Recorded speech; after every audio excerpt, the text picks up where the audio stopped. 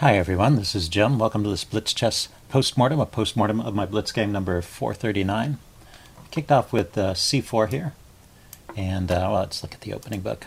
My opponent replied knight c6, a bit of a rare move, but we transpose back into a main line in just a move. I play g3 in response, just trying to set up my typical English setup with the fianchetto here, and he plays e5, and now we've transposed back into a main line of the English opening, the reverse Sicilian.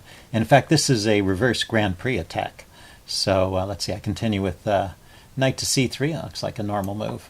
My opponent plays f5. And this is the characteristic moves of the Grand Prix attack. The pawns on e4, or in this case e5 and f5.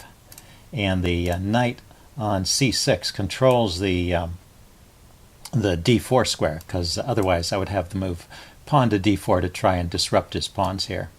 So I didn't play this right. I start out okay. Bishop g2, knight f6, and then e3. All this is good. e3 is intended to control the f4 square, so his push with f4 is not happening easily. And then my opponent plays the rare move e4.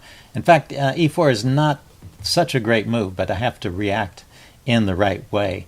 Actually, one of the ideas of playing d4 here is to provoke the move e4. So when he voluntarily plays e4, you know, he's giving up some squares here, but he's also so there's some good squares for my pieces around and behind his pawns, but he's also got influence on these squares, and I need to combat that right away. So let's just rather than the opening book.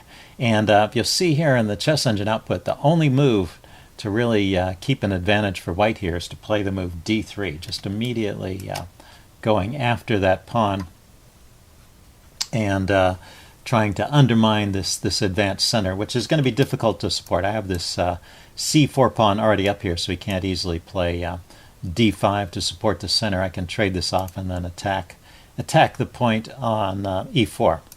Okay, let's get rid of some of those arrows.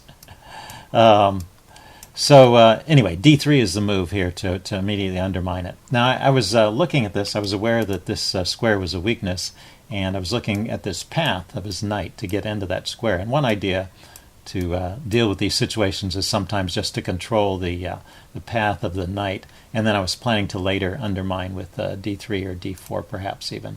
If I can get in d4, you know, the combination of d4 and a3 would control these two squares, which are the only paths to get to the d3 hole here. So that would be a pretty good defense as well. But it takes two moves, and after I play a3, he immediately jumps into e5, you know, taking a look at these weak squares. And this gives black an advantage right out of the opening. I really didn't want the knight landing here on e3, so I played bishop f1. And it's not like I'm losing right away. I'm just at a slight disadvantage here. And he goes b6, just continuing with his development. He's going to fianchetto this bishop. I go d4 here, kicking the knight and trying to force some resolution. And now he takes en passant. And this point right here is a second very interesting moment. I just took back immediately. But the chess engine points out that I don't really have to take this pawn immediately. It's not going anywhere. It can't be supported all that easily, and this bishop is potentially a good bishop, and I could just put this bishop back on g2, looking at the long diagonal, and then round up this pawn later, and this would be a decent position for white, better than what I played. I took, and now he gets the bishop pair by just taking here. Although he throws in bishop b7 here, hitting my rook, forces another weakness. I have to play pawn to f3 to block that, and I've got this kind of awkward pawn structure on the king side. And now he should just take my bishop off. Instead, he plays g6. And, well, I go bishop e2. I drop the bishop back. I don't want to give up the bishop pair if I don't have to, and I want to make sure this f3 pawn is well protected so I can eventually castle at some point. So I'm kind of slowly unwinding here. Bishop g7, knight h3. The knight had no other square to develop to, but it can come back to f2 and maybe get into the game there. From f2, it's actually looking at some important squares, which are controlled by his pawn right now, but I can maybe challenge that later once my knight is posted on f2. Anyway, he castles, I castle.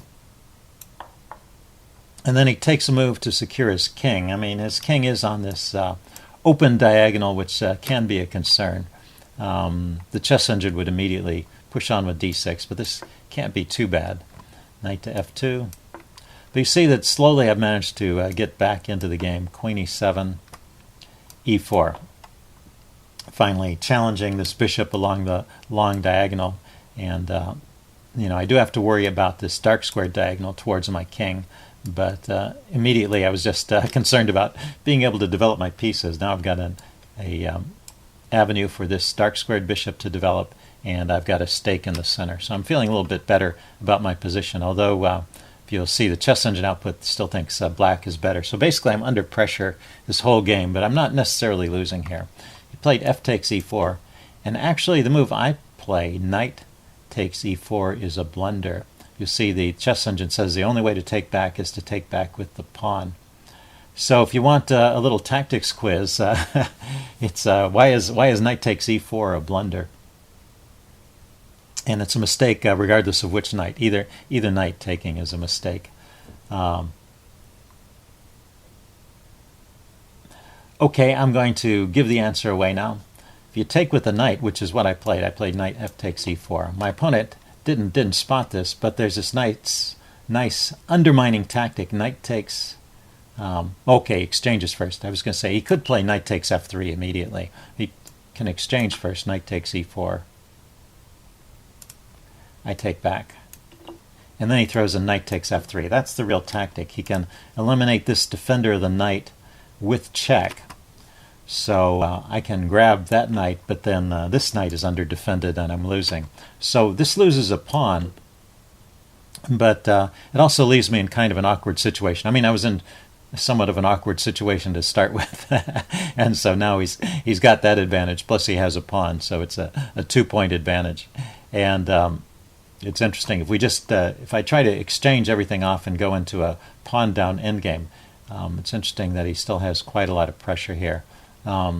Let's see, another way to try and get back in the game is with queen e2, trying to pin this bishop, but then he can just defend it. And here, after the exchanges, let's see, before that, let's back up. He can throw in rook takes f1 here first. King takes, queen takes, queen takes, rook takes. And now we're down to a situation where yeah, the same colored bishop, so I can't go for an opposite colored bishop in game. I'm just a pawn down, but also the awkwardness of my position is starting to tell. He's attacking the c4 pawn, and there's this pin along the long diagonal of my b pawn, so I can't just play b3 to support this c pawn, and I can't move it forward without losing it. So you just see it's not only that I'm a pawn down, but also my development has finally come into question here. He's traded off all my active pieces, and I'm only left with these two undeveloped pieces. So anyway, it should be black should go on to win that game. So anyway, he didn't spot this knight takes f3 check tactic. That's the real tactic here. He played rook a to d1, good solid developing move. But well, now I'm in the range of about even, so I have managed to struggle back from worse to around even. So I keep developing. Bishop g5. Plays h6, kicking my bishop. And actually I take the knight the wrong way, but this is not too much of a problem. But I should take with the bishop. If I take with the knight, he has a chance of this intermediate move, h takes g5, which works out for black as well. It's kind of funny. You take with the pawn, and well, I have to retreat my knight, so it's just been a trade. But then he can push forward with g4, once again with the idea of undermining this knight by attacking the f-pawn. So another way to sort of take advantage of the same weakness in my position, this f3 pawn. So anyway, he just took back, which is pretty natural. And once again, we're in a situation where things are about even. Queen takes, and knight to d5. Cancel that.